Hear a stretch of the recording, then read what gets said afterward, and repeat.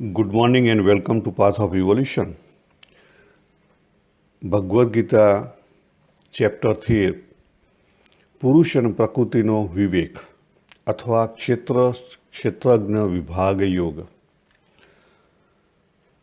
એની summary આપણે જોઈએ છીએ. એમાં ખાસ જે કી શબ્દ ભગવાને યુઝ કર્યા છે અથવા જે ભગવાન મેસેજ આપવા માગે છે, જે તાત્પર્ય નિર્ણય આમાંથી લેવાનો છે આપણા અનુભવમાંથી, અને જે મારી સમજણ છે એ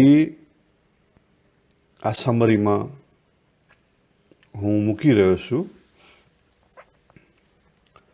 પહેલી વસ્તુ જોઈ લઈએ કે કેટલીક જે ભગવદ્ ગીતા છે એની અંદર પહેલો શ્લોક નથી, બરાબર? અને તમે આઈઆઈટી કાનપુરની વેબસાઇટ ઉપર જશો તમને ખબર પડશે. કહેવાનો અર્થ કે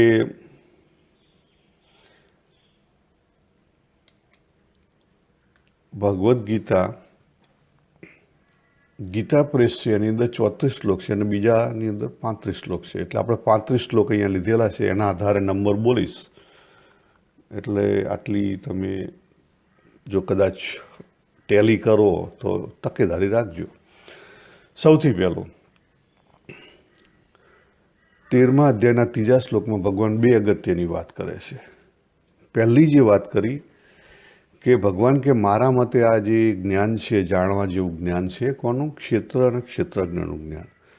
અને ત્યાંથી ભગવાને સીધા જ લઈ ગયા 19મા શ્લોકમાં. ત્યાં ભગવાન શું કહે છે કે જે વ્યક્તિ આજે મેં નોવર, નોલેજ એન્ડ નોન, ક્ષેત્રજ્ઞ એટલે નોવર અને ક્ષેત્ર એટલે નોન, પણ એ બંનેને જોડતું જ્ઞાન એ નોલેજ. આને જે વ્યક્તિ, ભગવાન કે મેં એક સંક્ષેપમાં કીધું એટલે ટૂંકમાં કીધું છે, પણ જે એના તત્વથી જાણશે. જો અહીંયા શબ્દ કયો અગત્યનો છે? તત્વ. જે તત્વથી જાણશે એ મારા ભાવને કહેતા પરાભાવને પામી જશે. એટલે ચેપ્ટર 13 ઇટ્સ સેલ્ફ એટલું પાવરફુલ છે. એની અંદર બધું જ ભગવાને લઈ લીધું છે, સગુણ, સાકાર, નિર્ગુણ, નિરાકાર. અને મેં ખાસ આને પસંદ કરેલું છે એનું કારણ કે આની અંદર ભગવાન નોવરની વાત કરે છે. નોવર કોણ છે આપણી અંદર? હું છું તો હું જાણનાર છું, તો પણ હું કોણ? તમને ખ્યાલ આવે? નોવરના નામે ભગવાને અહીંયા અહમની વાત કરી છે.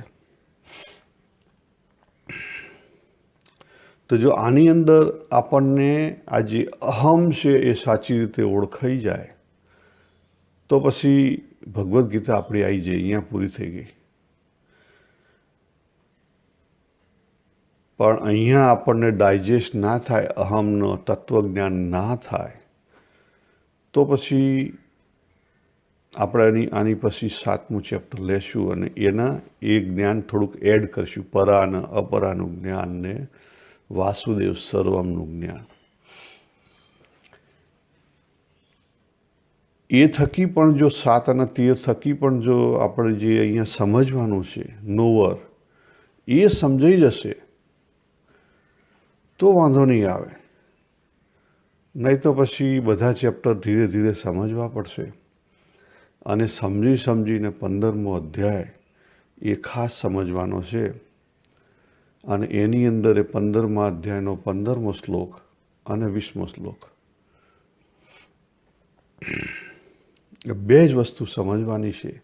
આ સમજાય તો દ્રષ્ટિકોણ ચેન્જ થાય ને એ જ તત્વ જ્ઞાન. બીજી બધી વસ્તુઓ આપણે જે કરીએ છીએ એ ઉપયોગી છે, પણ મોક્ષ માર્ગે આવશ્યક નથી, અનિવાર્ય નથી. એ બધી ઉપયોગી છે પણ મોક્ષ માર્ગે અનિવાર્ય નથી. જે સેવા, તપ, ત્યાગ, વ્રત, ઉપવાસ, પૂજા, આરતી, થાળ, યોગાસન, મેડિટેશન, ધ્યાન સાધના, તમે યજ્ઞ, તમે જે કંઈ દાન દક્ષિણા, એ બધી વસ્તુ સારી છે, સ્પિરિચ્યુઅલિટીના માર્ગે સારી છે. પણ તત્વબોધ થવો, જો તત્વબોધ ના થાય તો જીવન મુક્તિ જે છે, જે પૂર્ણપણું છે, ના આવે. તત્વબોધ કેવી રીતે થાય? It's up to you.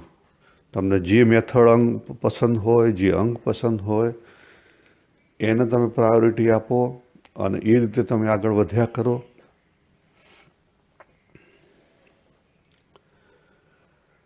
પણ પાકેલું ફળ હોય ને એને ક્લિક થાય અને વાત જીવમાં પેસી જાય અને જીવનનો દૃષ્ટિકોણ બદલાઈ જાય. અને જેને ટાઈમ હોય મારા જેવાને, એને ઘણું બધું કરવું પડે, પછી ધીરે ધીરે ધીરે ભગવાન આમ ઠેલો મારે, આમ ઠેલો મારે, એમ કરતાં કરતાં કરતાં કરતાં હાંકડી નેરમાં લઈ જાય ને પછી સમજાય. તો આપણે શરૂ કરીએ કે એ જ શ્લોકની અંદર 13મા અધ્યાયના 3જા શ્લોકમાં ભગવાન એક બીજી સરસ વાત કરી છે કે બધા ક્ષેત્રોમાં અંતિમ એક જ ક્ષેત્રજ્ઞ છે.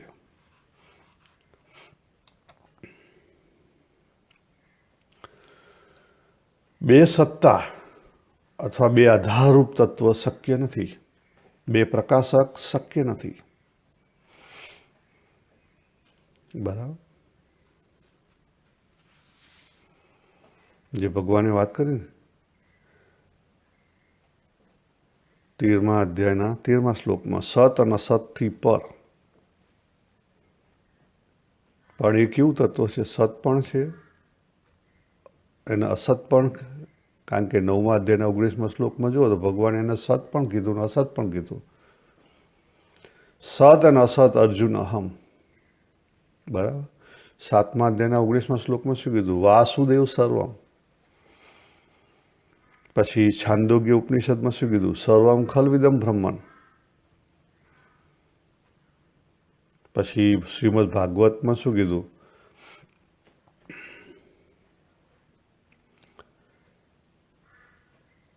એમાં કીધું કે આ જ્યારે સૃષ્ટિ નહોતી ત્યારે પણ હું હતો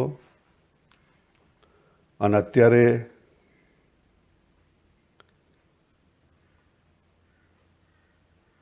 અને આ સૃષ્ટિ ઉત્પન્ન થયા પછી પણ સંસાર દેખાય છે, એ પણ હું છું. સત અસત અને અસત, સત અસતથી પર એ બધું જ કોણ છું? હું છું.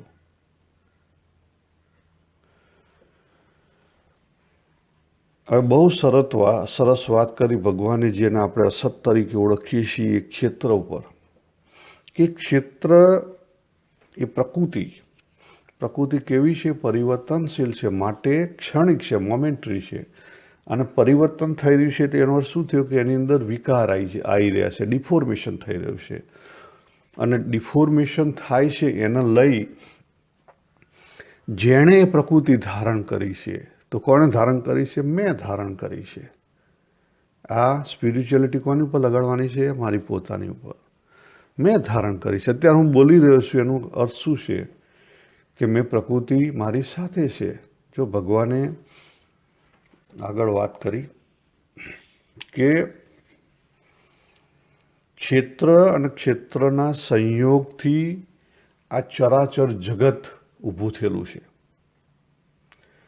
ક્ષેત્ર અને ક્ષેત્રજ્ઞના સંયોગથી આ ચરાચર જગત ઊભું થયેલું છે. એનો અર્થ શું થયો? કે દરેકની અંદર પુરુષ અને પ્રકૃતિ તત્વ છે. બીજા શબ્દોમાં કહીએ તો દરેકની અંદર પરા અને અપરા તત્વ છે. એટલે મારી અંદર આ જે પ્રકૃતિ તત્વના જે 3 શરીર છે અને પુરુષ તરીકેની જે પરા છે, એના આધારે હું અત્યારે જીવન અનુભવી રહ્યો છું અને બોલી રહ્યો છું. બરાબર? એ જે બોલવાની શક્તિ આવી, એ જે પરાશક્તિ છે, એ પશ્યંતી બની, એ જ શક્તિ મધ્યમાં બની અને એ જ શક્તિ અત્યારે વૈખરી રૂપે બહાર નીકળી રહી છે. જો એ પુરુષ અને પ્રકૃતિ બે હાથે ના હોય તો મને જે અત્યારે હાલ જે અનુભવ થઈ રહ્યો છે ના થાય. બરાબર. પહેલાં આપણે જોઈએ કે વિકાર રૂપી જે અનુભવો છે એ કયા છે?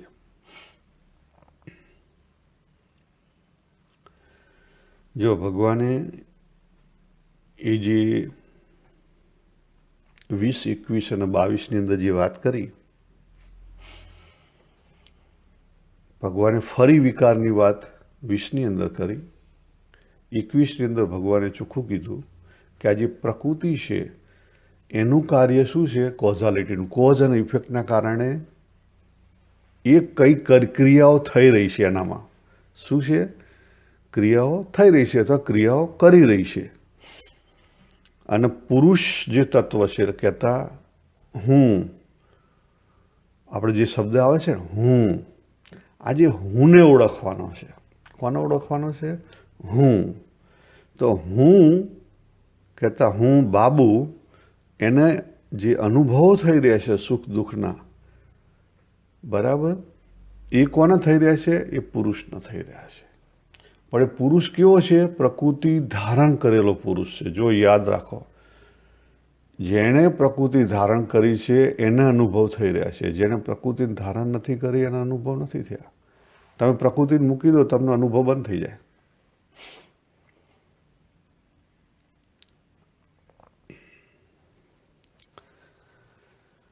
હવે મુખ્યત્વે કયા વિકારો ભગવાને વાત કરી? તો પહેલો વિકાર છે રાગ અને દ્વેષ રૂપે, બીજો છે સુખ અને દુઃખ રૂપે, અને ત્રીજો છે શરીર અને પ્રાણ સંબંધી જે છ વિકાર છે ને, ભૂખ, તરસ, આધિ, વ્યાધિ, જન્મ, મૃત્યુ,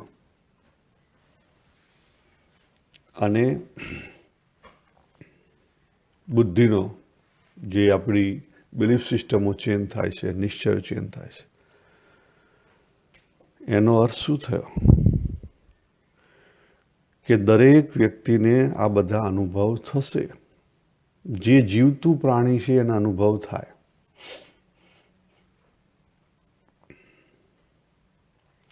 પણ અનુભવ થયા પછી જે સુખી કે દુઃખી ના બને, એ ભગવાને પાછળ 27થી 35માં વાત કરી, જે સાચી રીતે આ જ્ઞાન જાણે અને સાચી રીતે એનો ઉપયોગ કરે, બરાબર, તો સુખી ને દુઃખી કેવી રીતે ના થવાય? એની બે કી છે. એક કી છે કે સપોઝ આપણે માનીએ કે આ બધી ભગવાનની લીલા છે, તો પછી તમે કોઈ કરતા નથી, બરાબર, તો સુખ આવે તો ભગવાને આવ્યું, દુઃખ આવે તો ભગવાને આપ્યું. પતી જે વાત. પણ આમાં દ્રઢ નિશ્ચય રહેવો જોઈએ. અને જ્ઞાનથી તમે કદાચ કોઈ શીખ્યા તો ભગવાને જે અત્યારે વાત કરી 13મા અધ્યાયમાં અને 3જા અધ્યાયમાં, કે આ પ્રકૃતિનું કામ છે અને પ્રકૃતિ દ્વારા થઈ રહ્યું છે, બરાબર. પુરુષ કંઈ કરતા નથી. કરતા કોણ છે? કર્તૃત્વ હેતુ ચોખ્ખું લખ્યું જો ભગવાને, કાર્ય કારણ કર્તૃત્વ હેતુ પ્રકૃતિ ઉચ્ચતે.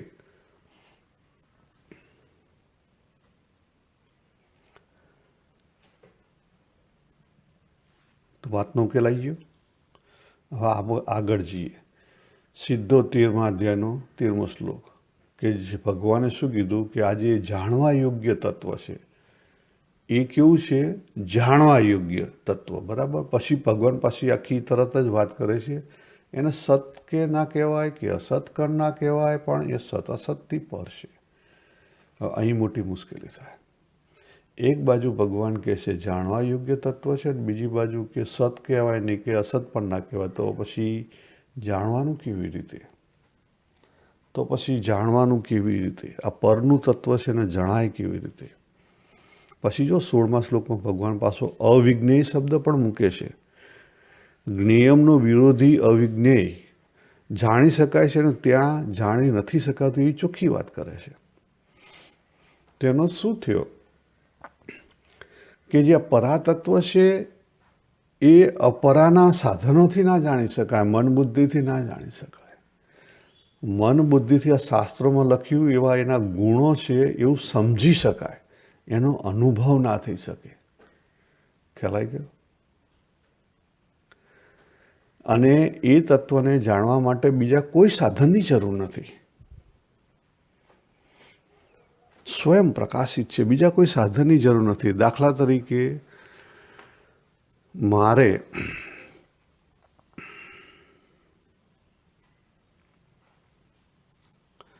આ પેન છે, બરાબર, આ પેન છે એટલું આ પેનને જાણવી હોય તો આ જે પેન છે એ શબ્દ હું જે ભાષામાં બોલું છું એ ભાષામાં શીખવી પડે. પછી મારી સામે એ પેન હોવી જોઈએ અને એ જગતની અંદર લોકોએ એક્સેપ્ટ કરેલી હોવી જોઈએ, તો સામેવાળો સમજી શકે, નહીં તો નહીં સમજી શકે. અને પેન પોતે મારાથી થર્ડ પાર્ટી છે, બરાબર. તો આ મન બુદ્ધિથી જાણ્યું કહેવાય. મન બુદ્ધિથી શું જણાય? Reference knowledge. અને એની અંદર બીજા સાધનોની જરૂર પડે. કયા સાધનની જરૂર પડે? ઇન્દ્રિયની જરૂર પડે, બરાબર. પછી માઇન્ડની જરૂર પડે. જો તમારી ઇન્દ્રિય કામ ના કરતી હોય તો તમે જેમ છે તેમ ના જાણી શકો. તમે આંધળા હો અને તમને હાથી જાણવાની વાત કરે તો હાથીને તમે જેવો પકડો, પૂંછડું પકડો પૂંછડા જેવો કહો, અને પગ પકડો તો પગ જેવો કહો, બરાબર. આપણે ત્યાં પેલી વાર્તા આવે છે. એટલે આ જે તત્વ છે, પરાતત્વ, એ જાણવા યોગ્ય તત્વ કીધું છે. એનો અર્થ એ છે કે એને જાણી શકાય છે. અને અવિજ્ઞેય એટલા માટે કીધું કે એને મન બુદ્ધિથી નથી જાણી શકાતું.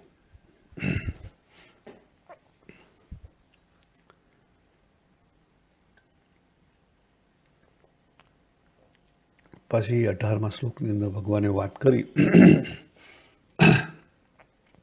કે તત્વ કેવું છે.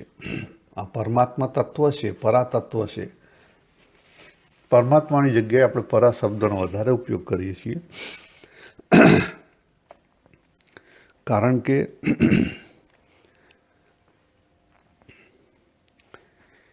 પરમાત્માની અંદર પણ એ જ તત્વ છે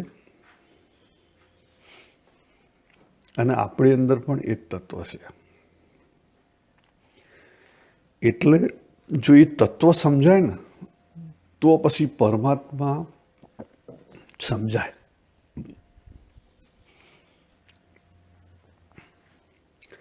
કારણ કે પરમાત્મા શબ્દ વાપરીશું ને તો શું થાય છે એ મારો પોતાનો અનુભવ કહી દઉં. જે ક્ષણે આપણે પરમાત્માને વાપરીએ એટલે પરમાત્માને આપણે દૂર કરી દઈએ, અલગ, કે ગણપતિ દાદા તો સામે બેઠા છે. એટલે સામે બેઠા છે અને પછી જાણવાનો આપણે પ્રયત્ન કેવી કરીએ કે એમનું માથું હાથી જેવું છે, એના આ બરાબર. એ બધું શાનાથી જાણ્યું? મન બુદ્ધિથી. એટલે એમને જેમ છે તેમ આપણે જાણી શકીએ નહીં. એમના તત્વથી આપણે ના જાણી શકીએ.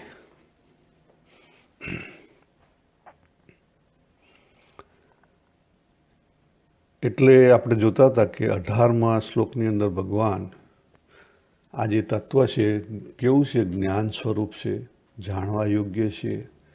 અને ભગવાન ત્યાં પાછું કહે છે કે જ્ઞાન ગમ્યમ, એટલે જ્ઞાનથી, જ્ઞાન એટલે તત્વજ્ઞાનથી જાણી શકાય. તો તત્વજ્ઞાન કહીશ તો પણ અધૂરું છે. તત્વજ્ઞાનથી જાણી શકાય એટલે આપણે શું કરીએ છીએ? મન બુદ્ધિનો ઉપયોગ કરીએ છીએ, સમજવાનો પ્રયત્ન કરીએ. ના, શરૂઆતમાં સમજવું પડે, પણ પછી એનો જ્યાં સુધી બોધ ના થાય, બોધ એટલે અનુભૂતિ ના થાય, ત્યાં સુધી એ વાત અંદર ઓળખાય નહીં. બોધ કહેતા અનુભૂતિ થવી જોઈએ, તો અંદર જવું જોઈએ. અંદર જ્યાં પછી પણ એની વેલ્યુ થવી જોઈએ. વેલ્યુ થાય તો પછી એ વેલ્યુ આધારિત ભાવ ઊભો થાય. આ બહુ જ અગત્યની વાત છે. એટલે 19મા શ્લોકમાં ભગવાને જે શબ્દ મૂક્યો વિજ્ઞાય, એનો શું છે કે બોધ થવો જોઈએ. તત્વ બોધ થાય અને અનુભવમાં આવે તો પછી એનાથી અંદરથી ભાવ ઊભો થાય. ત્યાં સુધી ભાવ ઊભો થાય નહીં, ત્યાં સુધી કોઈ ભાવ ઊભો ના થાય. જો આપણે કેટલી બધી જપ માળા ને હાન નાન બધું કરતા હોઈએ ને, અહમ બ્રહ્માસ્મિ, શો અહમ, બરાબર, વાસુદેવ સર્વમ, સર્વમ ખલવિદમ બ્રહ્મન, પછી પેલો બહુ પ્રખ્યાત આપણે શ્લોક છે ને પ્રાર્થના,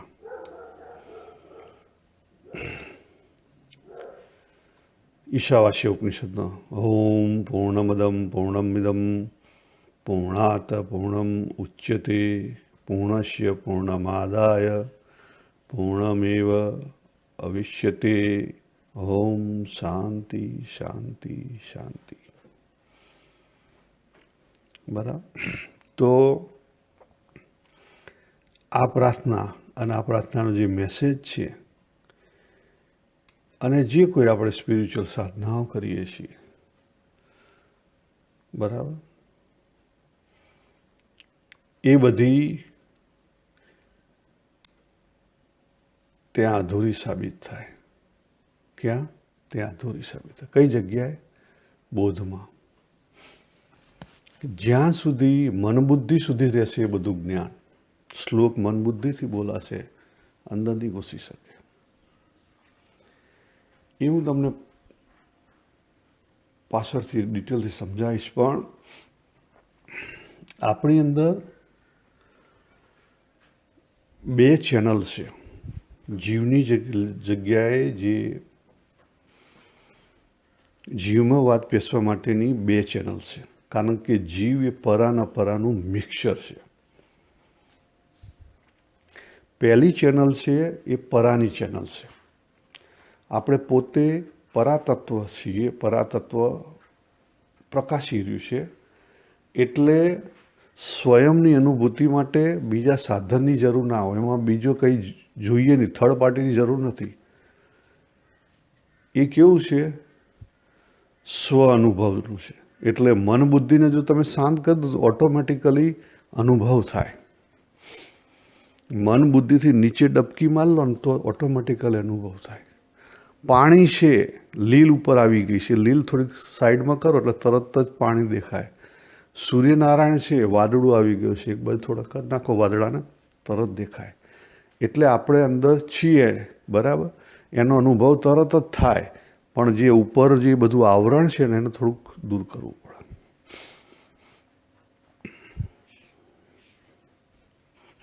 ભગવાને ભગવદ્ ગીતામાં એક શ્લોકમાં વાત કરી છે કે જેમ પેલો ધુમાડો થઈ ગયો હોય, આવરણ થઈ ગયું હોય અરીસા ઉપર, એમ એ જે આવરણ આવી ગયું અરીસાને, એ આવરણ કાઢી નાખો. પણ એ આવરણ શાનું છે? એ મન બુદ્ધિનું અપરાનું જ્ઞાનનું આવરણ છે. એટલે પહેલો રસ્તો એ કે પરાને જાણવા માટે કોઈ કશાની જરૂર નથી. એ ડાયરેક્ટ ચેનલ છે, બરાબર. પણ એને દૂર કરવા માટે, એની ઉપર જે આવરણ છે એને દૂર કરવા માટે બધાની જરૂર છે. એને ઉપર જે આવરણ છે એને દૂર કરવા બધાની જરૂર છે. આત્મચિંતન, આત્માનું ચિંતન ના થઈ શકે તો શું છે? અનાત્માનો ચિંતનનો અભાવ. અનાત્માને કેવી રીતે હટાડી શકીએ, કાઢી શકીએ, બરાબર. એટલે અપરાને કેવી રીતે કાઢી શકીએ, એ જે બધી નાની નાની ટ્રીકો છે એ આત્મચિંતન. એટલે પહેલી વસ્તુ, પહેલી ચેનલ સીધી છે, બરાબર, પણ એટલી જ ડિફિકલ્ટ છે. બીજી ચેનલ, હવે પહેલી ચેનલ કેમ ડિફિકલ્ટ છે? કારણ કે અનેક જન્મોથી આપણું જે અજ્ઞાન આપણે પોતે ધારણ કર્યું છે. કોણે ધારણ કર્યું છે? આપણે પોતે. અને આપણે પોતે ધારણ કર્યું છે એને લઈને ખોટો અભ્યાસ થયો છે. એટલે આપણો દ્રષ્ટિકોણ આખો ખોટો થઈ ગયો છે. હવે એ જે ધારણ કરેલું અજ્ઞાન છે એને મૂકી દો તો અંદરનો આત્મારામ તો બેઠો જ છે. એને કાં શોધવા જવાનો છે? એ તો છે જ ત્યાં. તો ઓટોમેટિકલી એનો અનુભવ થશે. બીજી ચેનલ છે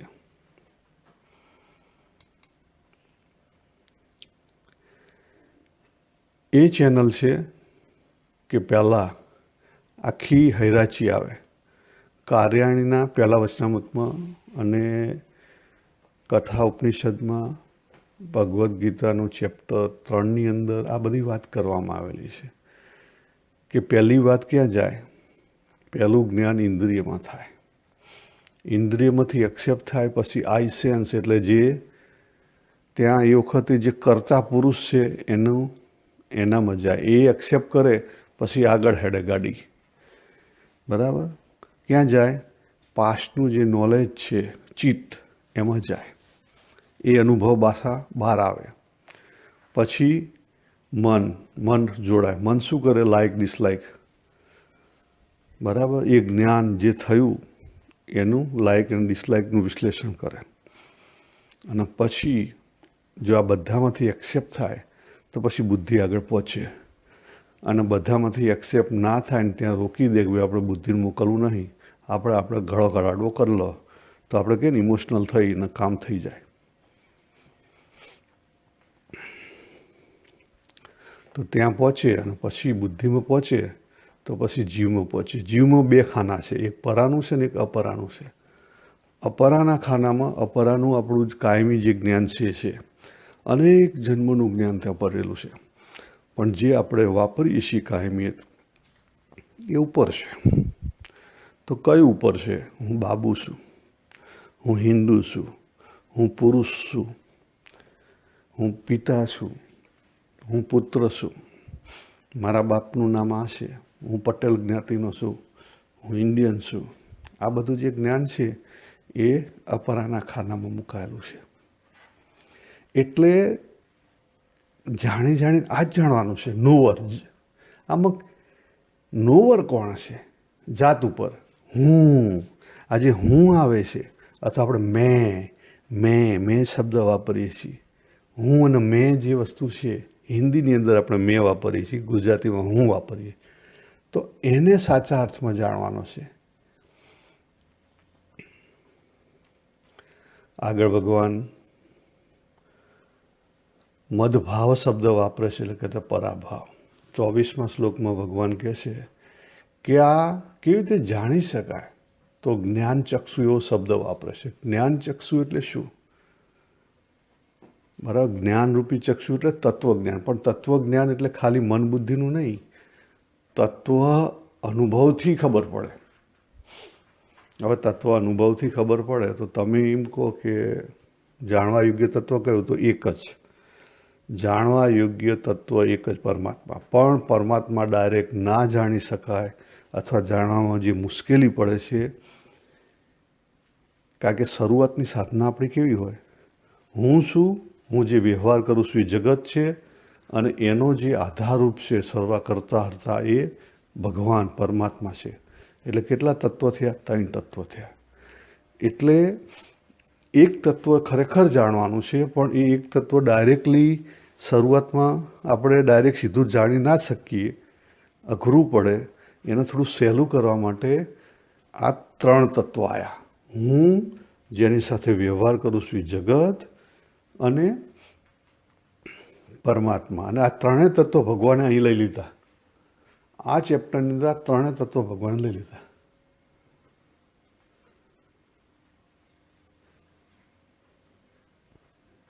એ આ ચેપ્ટરની ખૂબી છે. અને સીધું જ આપણી ઉપર લાગે.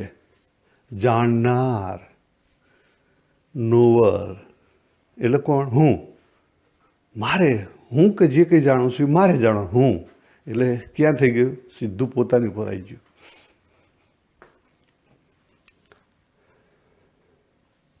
એટલે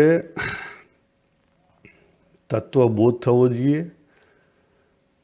એટલે ખબર પડે ને, જાણવા યોગ્ય તત્વ માત્ર એક જ છે, પણ એ પરમાત્મા તત્વ શરૂઆતમાં અઘરું હોય. છેલ્લે તમને એક જ તત્વનો બોધ રહેવાનો, પણ શરૂઆતમાં અઘરું હોય. એને સીધી રીતે સમજવા માટે આપણે 3 તત્વ કર્યા. અને પછી તો ઘણા બધા તત્વ છે. તમે જો પાણી છે તો એનું તત્વ છે, બરાબર, H2O. ગોલ્ડ છે તો એનું કંઈ તત્વ છે, આયન છે તો એનું તત્વ છે. બધાના તત્વ થઈ ગયા. પછી એથી નીચે આવ્યા તો નહીં આપણે કહેતા કે ભાઈ આ પ્રકૃતિના 24 તત્વથી આપણું પ્રકૃતિના 24 તત્વ અને એક પુરુષ પરાતત્વ એમ કરી 25 તત્વનું આ બાબુ બન્યો છે, એવું પણ કહીએ છીએ ને આપણે.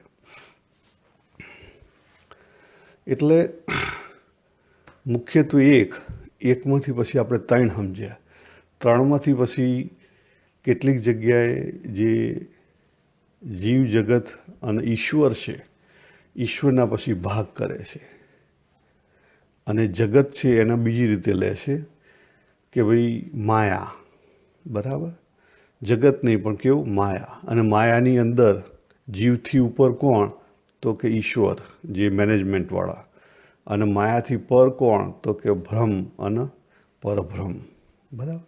એ થાય 5 તત્વ પણ લે, પણ મુખ્યત્વે એક જ તત્વ જાણવા યોગ્ય તત્વ પરમાત્મા તત્વ. પણ એને સીધી રીતે ના જાણી શકાય, એટલે 3 તત્વ જાણવા બહુ જરૂરી છે. જીવ તરીકે હું જેની સાથે વ્યવહાર કરું છું એ જગત, અને એનો આધારરૂપ એ પરમાત્મા, ઈશ્વર કહો કે પરમાત્મા કહો, જે કહેવું એ કહો, બરાબર. આ 3 તત્વ સમજ્યા તો એમાં બધા તત્વો આવી ગયા, અને ના સમજ્યા તો પછી બીજા બધા તત્વો સમજવા રહ્યા.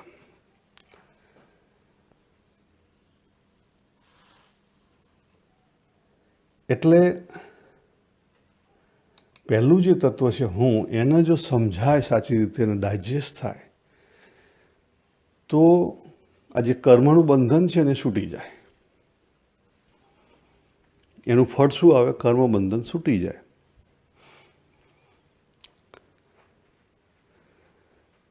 અને આપણો એટલો મોક્ષ થયો. એટલે આપણી જે દેહ પડી જાય એટલે આપણની વિદેહ મુક્તિ થાય, ફરી જન્મ ના લેવો પડે, એનો એટલો ફાયદો. પણ અત્યારે હું જીવી રહ્યો છું ને જ્યાં સુધી દેહ ના પડે ત્યાં સુધી જે આનંદ છે, સચ્ચિત આનંદ, એમાં મુશ્કેલી થાય. તો એના માટે જગતને સમજવું પડે, સંસારને સમજવો પડે, એ તત્વને સમજવું પડે. એ તત્વ સમજાય તો જ્ઞાનનો વૈરાગ્ય આવે. અને જ્ઞાનનો વૈરાગ્ય આવે તો જે પ્રકૃતિના 3 ગુણ છે, અને 3 ગુણને લઈને જે આપણું એટેચમેન્ટ છે, એને લઈને જે દુઃખ ઊભું થાય છે, એ દુઃખ ઊભું થતું મટી જાય. એટલે દુઃખ નિવૃત્તિ થાય. સમજ પડી ગઈ? એ તત્વ સમજાય તો આવા 2 સમજાઈ ગયા જેમ છે તેમ. દુઃખ પણ નિવૃત્તિ થઈ ગઈ તો શું થઈ ગયું? આનંદ, આનંદ, આનંદ, જીવન મુક્તિ. તો 3જું તત્વ એની મેતે સમજાઈ જાય, એની કૃપા થાય. આપણે એમાં કરવાનું નથી. પૂર્ણપણું તો આવી જાય, 2 પહેલાં સમજાય તો પૂર્ણપણું આવી જાય, એ એની કૃપા થઈ જાય. એટલે આપણે પુરુષ પ્રયત્ન કરવાનો છે તો એ કૃપા કરશે. ચલો આપણે આગળ જતા રહીએ. 28માં કહે છે કે એ તત્વને સાચી રીતે જોવાનું છે, એની તરફ શું કહેવાય છે? અચળ નિષ્ઠા રાખવાની છે. અને 29માં સમની વાત કરી. આજે સમતા, એ આખી ભગવદ્ ગીતાની અંદર સમતાની વાતો કરેલી છે. અને આપણી અંદર જે મમતાનો રોગ છે એને સમતા જ દૂર કરી શકે, બીજું કોઈ દૂર કરી શકે નહીં. આપણી અંદર જે મમતાનો રોગ છે એને કોણ દૂર કરી શકે? સમતા. ત્યાં શું કીધું? સમ સર્વેષુ ભૂતેષુ. જો 18માં ત્યાં 54માં શ્લોકમાં પણ આ જ કીધું, સમ સર્વેષુ ભૂતેષુ મદ ભક્તિમ લભતે પરા. આ દૃષ્ટિકોણ થઈ ગયો જગત પ્રત્યેનો. કરીને આટલું જ કરવાનું છે જગતના વ્યવહારમાં. અને એને સાચા અર્થમાં જ્ઞાનચક્ષુ કહેવાય. અને એ 35માં શ્લોકમાં એને જ જ્ઞાનચક્ષુ એવો શબ્દ વાપર્યો. તો અહીં આપણે પૂરું કરીએ. સર્વને જય શ્રી કૃષ્ણ. હરિ ઓમ તત્સત.